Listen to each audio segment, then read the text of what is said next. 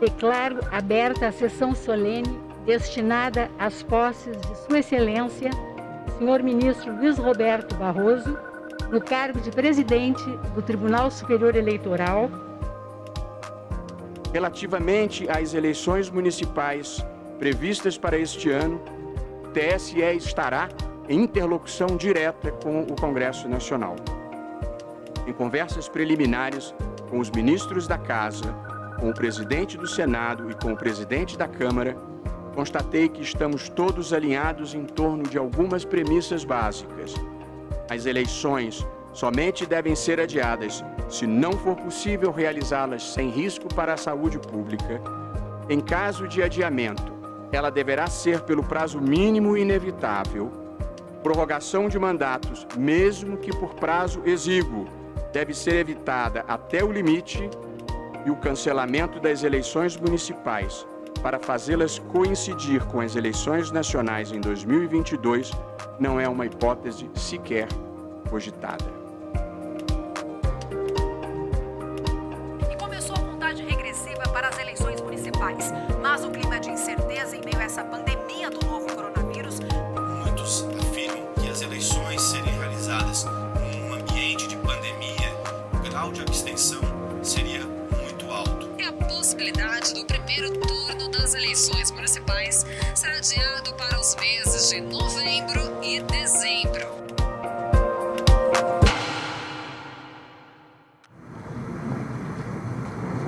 Assim, a vida pode ser com emoção ou sem emoção. Hoje foi com emoção.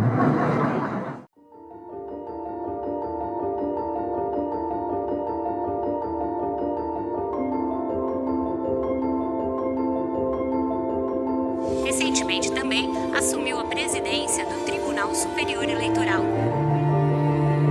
Anunciamento do ministro Luiz Roberto Barroso.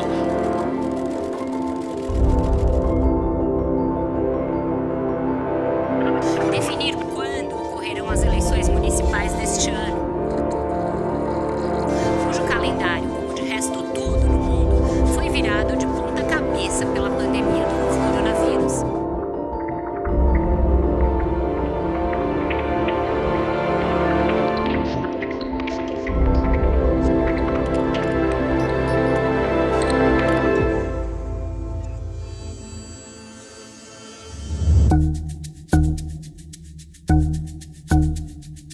Mesmo antes da posse, acho que desde o começo de maio, talvez final de abril, eu já comecei a conversar com os médicos para me instruir, me orientar. E logo que eu tomei posse, eu formalizei uma consultoria médica para monitorar a pandemia e me orientar sobre a conveniência ou não de adiar as eleições. Eles bateram o martelo, fizeram a avaliação da curva da doença e disseram que fazer eleições em 4 de outubro era muito arriscado. Esse foi o primeiro passo de lidar com a pandemia, adiar as eleições.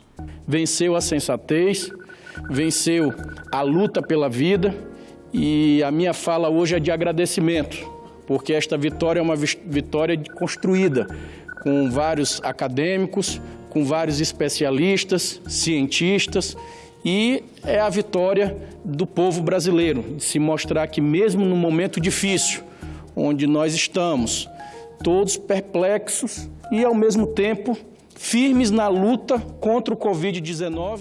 42 dias de adiamento de uma eleição serão fundamentais para que o Tribunal Superior Eleitoral, o governo e o Congresso possam organizar os procedimentos para o dia da eleição. Declaro promulgada a emenda constitucional número 107 de 2020. As eleições de 2020 serão em 2020.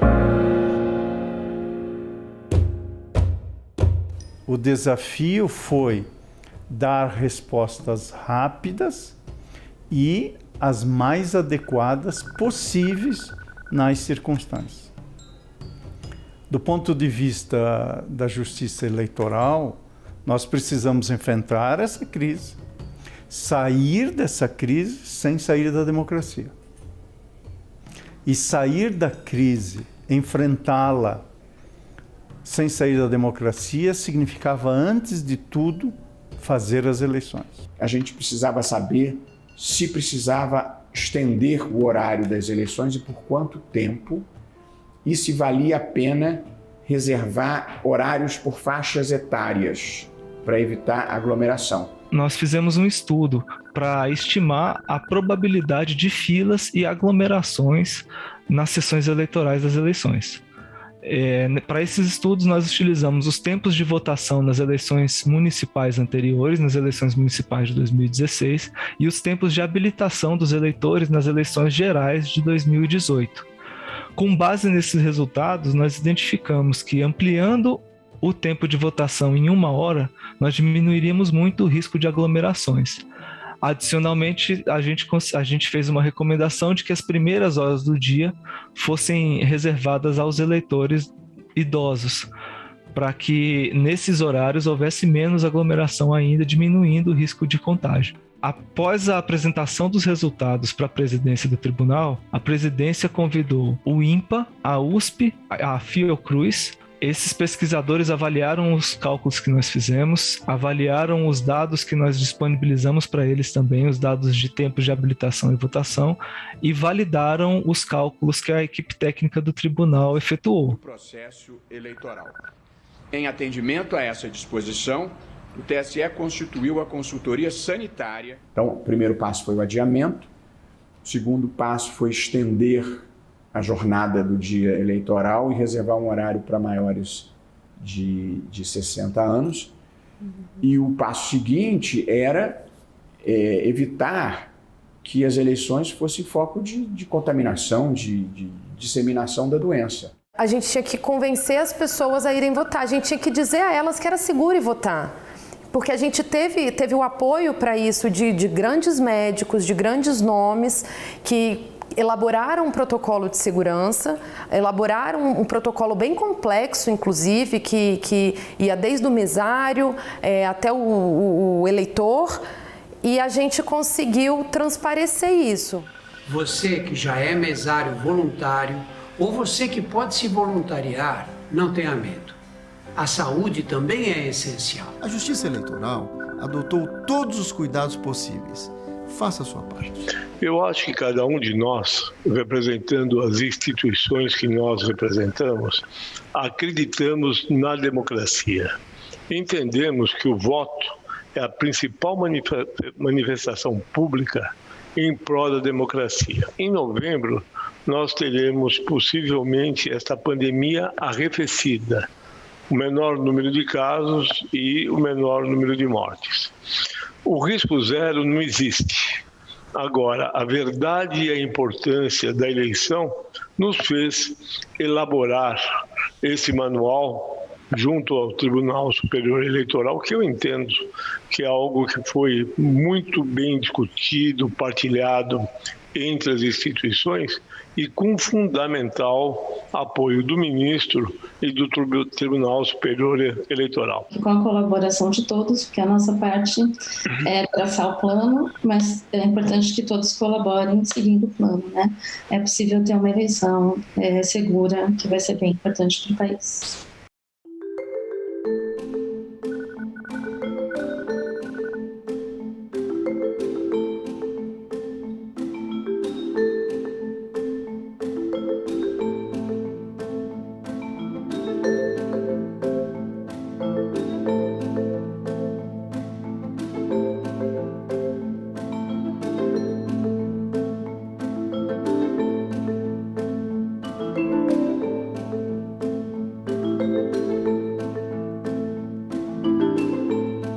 Acreditamos nesse projeto desde o primeiro momento em que estivemos buscando adesões, de surpreender por um lado, mas por outro é tão gratificante ver o quanto cada uma dessas empresas aqui se engajou e a importância de cada uma delas. Então eu quero deixar meu agradecimento, ministro, ao TSE pela oportunidade que foi dada ao setor bancário, por intermédio da FEBRABAN, de fazer uma espécie de coordenação. Aqui houve um engajamento tão grande que o menor dos trabalhos foi a coordenação. Fica aqui os nossos agradecimentos, o registro da sua liderança, ministro Barroso, que realmente tomou a frente, e nós todos demos aqui uma demonstração clara de que é possível fazer uma parceria institucional do Estado com o setor privado e, sobretudo, quando essa parceria se dá para o exercício da democracia. E aí, na elaboração dessa estratégia também, a gente inovou muito. A Ascom foi muito ousada, a gente foi muito arrojado, mas tudo isso porque a gente tinha esse respaldo da presidência que realmente entende o papel da comunicação. Isso se refletiu muito nas matérias do nosso site, que tiveram uma linguagem muito mais simples, uma linguagem mais acessível, com textos menores, e acabou que isso foi permeando todo o resto do trabalho. Então, quando a gente sugeriu, por exemplo, um vídeo para o TikTok, ele na hora já quis conhecer o TikTok, saber o TikTok e grave e acompanha. Do TSE no TikTok. E eu estou aqui para mandar uma mensagem para os jovens. Aliás, gostaria de dizer que eu sou jovem também, só que há muito mais tempo. Ele olha os comentários, ele vê o que está sendo dito. O que está escrito aqui? Partiu votar. O que quer dizer isso? Partiu votar. Bora votar. Partiu votar? Partiu é um passado. Votar é um infinitivo. Você já ouviu essa conjugação, Lúcia? Partiu votar? Coisa de jovem, ministra. A linguagem muda de geração para geração. E, portanto, eu ali estava fazendo um esforço de ser acessível e interessante para um público que não é o meu público habitual. Quer dizer, eu falo geralmente para adultos interessados em processos judiciais. E, subitamente, eu estava falando para jovens, enfim, com outros interesses, com outros gostos estéticos, de música, de esportes, de literatura, já diferentes dos meus, entendeu? Aproveito para lembrar que o nosso encontro está sendo transmitido ao vivo pelo YouTube da Justiça Eleitoral, pelo Instagram, Twitter e Facebook do TSE, professor, para provar que nós somos modernos também, apesar de sermos jovens há muito mais tempo. Bom dia, boa tarde, boa noite para você que está me assistindo. Hoje vamos falar sobre um fenômeno que vem se alastrando em proporções avassaladoras. Parece até o espalhamento de um vírus. E na verdade, esse fenômeno é uma espécie de vírus. Eu estou falando das fake news em um processo eleitoral. O nosso programa de enfrentamento à desinformação foi um programa muito pensado e foi feito de forma muito robusta, com grandes parcerias com todas as agências de checagem, com todas as plataformas e com um trabalho muito próximo a cada um dos parceiros. Eu não sou uma dessas pessoas que acha que a modernidade faz a vida ficar pior, não. Acho que a modernidade faz a vida ficar extraordinariamente melhor. Mas ela vem com subprodutos também.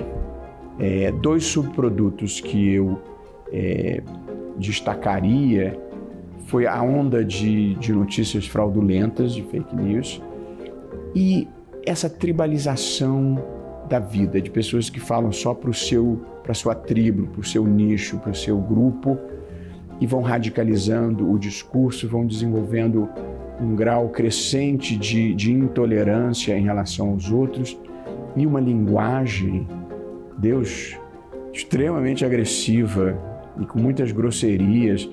Eu gostava de brincar e dizer assim, olha, provavelmente é robô, porque gente não se comporta assim.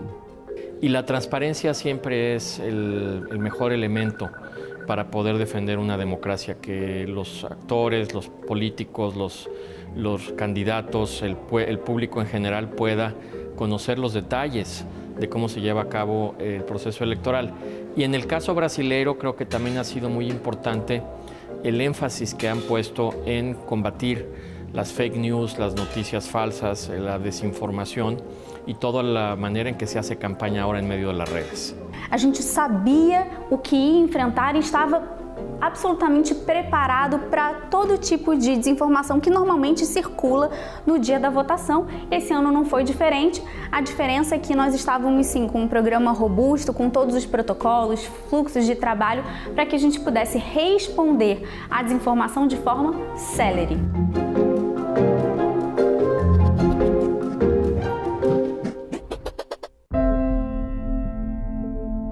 Em todo o Brasil, o sábado foi de preparativos para a votação de amanhã.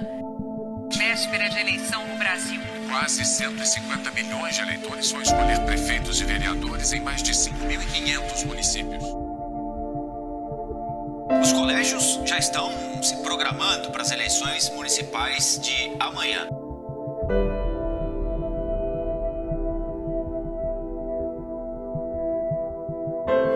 Boa noite. Amanhã se realizam as eleições para a escolha de prefeitos e vereadores. A democracia brasileira precisa de você. Não falte a esse encontro com a história.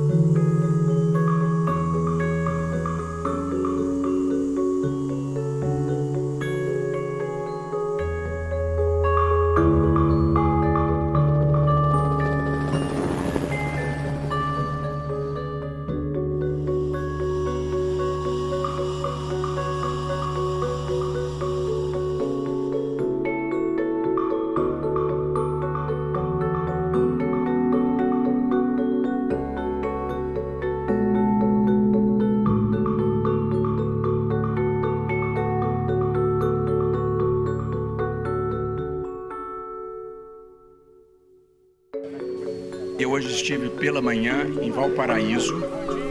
Como sabem, não há eleições no Distrito Federal.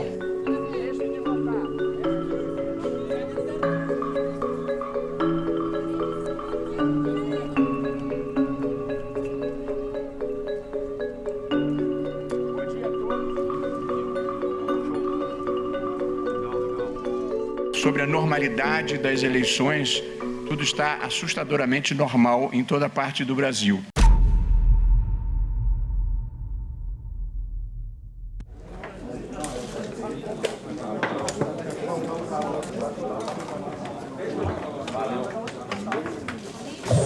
Boa tarde a todos. Eu pedir desculpas a vocês, eu não vou poder dar entrevista, já são 5 horas, vai abrir. O ministro da Divulgação dos Resultados, eu preciso voltar a falar. Eu vou falar com os jornalistas lá no TSE.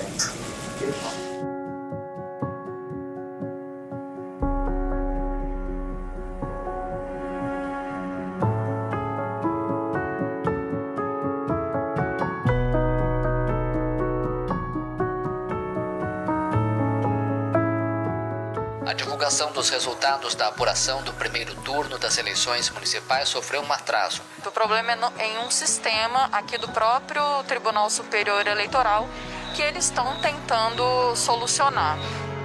A Corte também esclareceu que a lentidão não tem relação com a tentativa de ataque cibernético confirmada pelo presidente do TSE, o ministro Luiz Roberto Barroso. Um vazamento sem nenhuma relevância e muito menos sem qualquer consequência para o processo eleitoral. O presidente do Tribunal Superior Eleitoral, o ministro Luiz Roberto Barroso, segue aqui na coletiva, mas ele disse o seguinte, que o que foi identificado foi um problema em um dos processadores aqui do Tribunal Superior Eleitoral. Eles precisaram reparar essa falha, que por isso houve esse atraso. Ele disse que o problema não é na transmissão dos dados que vem. E, portanto, nós estamos agora em fase de totalização, que o sistema está sendo regularizado, e em seguida regularizar também a divulgação. Como disse, nós estamos próximos de 50% da apuração. Nós vamos continuar trabalhando aqui e eu voltarei mais tarde para conversar com todos os senhores sobre as atualizações possíveis.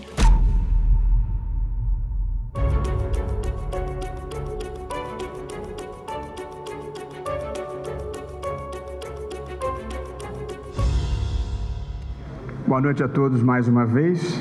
Ainda estamos antes de meia-noite, portanto ainda estamos no domingo e no dia das eleições. já conseguimos apurar ou 100% ou 99% em todos os estados, salvo Alagoas, onde são 90 e tal, e já temos os resultados definidos em todas as capitais. Na verdade, nas últimas eleições presidenciais, o resultado foi divulgado às 9h20. Hoje, nós terminamos a totalização às 23h55. É claro que eu fiquei chateado, porque eu queria que fosse perfeito, mas é extraordinário. No dia mesmo das eleições, nós divulgamos o resultado de 113 milhões de eleitores. Portanto, a gente na vida não deve supervalorizar as coisas negativas, e essa foi mínima. A sensação era de que o que havia sido pedido, houve entrega. Houve essa entrega de dizer que a eleição, que representou um chamamento, esse chamamento foi atendido. E na medida que foram saindo os resultados, na medida em que a totalização operou um atraso irrelevante do ponto de vista da conjuntura que se vivenciou, era um sentimento de missão cumprida. Não apenas de toda a justiça eleitoral ter combatido o bom combate, mas especialmente porque quem compareceu às urnas manteve a fé nas eleições como algo tão importante quanto cuidar da sua saúde pessoal. Acho que a primeira coisa boa que não deve passar despercebida é que nós conseguimos fazer eleições com grande sucesso em meio a uma pandemia que já vitimou mais de 160 mil pessoas com níveis muito baixos de abstenção.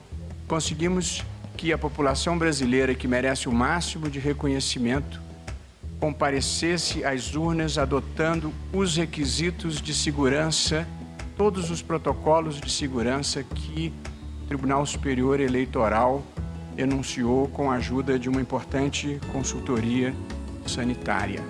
Esse resultado é um resultado que, nas circunstâncias, precisa ser celebrado para aprendermos e, obviamente, melhorarmos as nossas atividades, mas para entendermos que nós vivemos uma sociedade que amadureceu na democracia.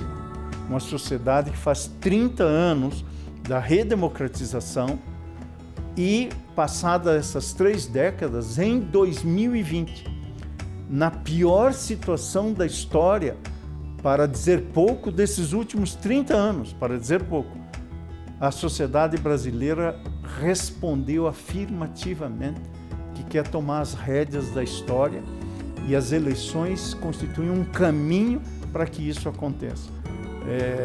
Essa é a melhor recompensa que se pode ter nesse momento. Os resultados tiveram a mais absoluta integridade e fidedignidade, tudo auditável. Não há risco de fraude no sistema eleitoral brasileiro. O TSE só faz a totalização. O resultado das eleições sai da própria urna imediatamente após o término da votação. Portanto, não há nenhuma razão para desacreditar do sistema que está aí desde 1996 e que no mesmo dia em que ocorrem as eleições com 113 milhões de eleitores, foi capaz de divulgar o resultado com absoluta fidelidade à vontade popular. De modo que queria, de novo, agradecer a todas as pessoas que colaboraram nesse processo, e agora nós vamos nos preparar para que o segundo turno possa funcionar ainda melhor. Muito obrigado a todos, uma boa noite. Obrigado.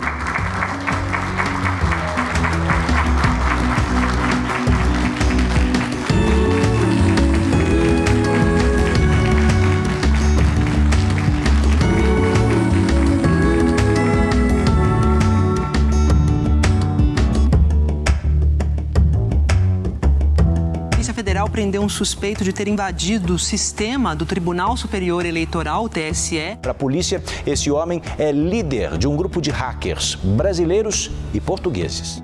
Eu acho que a Polícia Federal foi muito eficiente nesse movimento e o fato de ter feito essas buscas e apreensões, e no caso fez a prisão, eu acho que foi positivo assim, de desincentivar esses comportamentos no dia do segundo turno. Os eleitores de Macapá, no Amapá, foram às urnas ontem.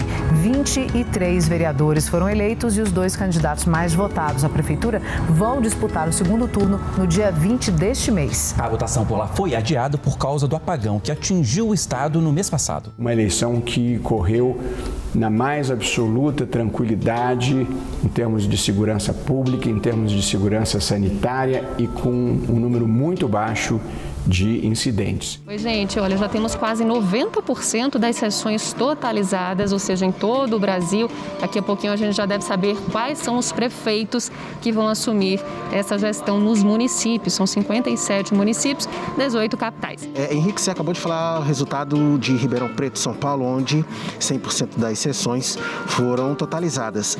Em Aracaju, Sergipe, nós também tivemos 100% das sessões totalizadas. Se o primeiro turno foi marcado pelo atraso na apuração, dessa vez o processamento dos votos foi bastante rápido e os vencedores já estão definidos em praticamente todo o país. Olha, isso mesmo, a Renata e eu tivemos hoje uma jornada muito diferente daquela de 15 de novembro, de 2 semanas atrás. Os resultados da votação de Belém e de Vitória, por exemplo, eles foram divulgados menos de 1 hora depois do fechamento das urnas. Olha, Bonner, uma eleição tranquila, uma apuração ágil, totalização dos votos muito rápida, como previa o presidente do TSE, ministro Luiz Roberto Barroso. Missão cumprida, é isso. Missão cumprida.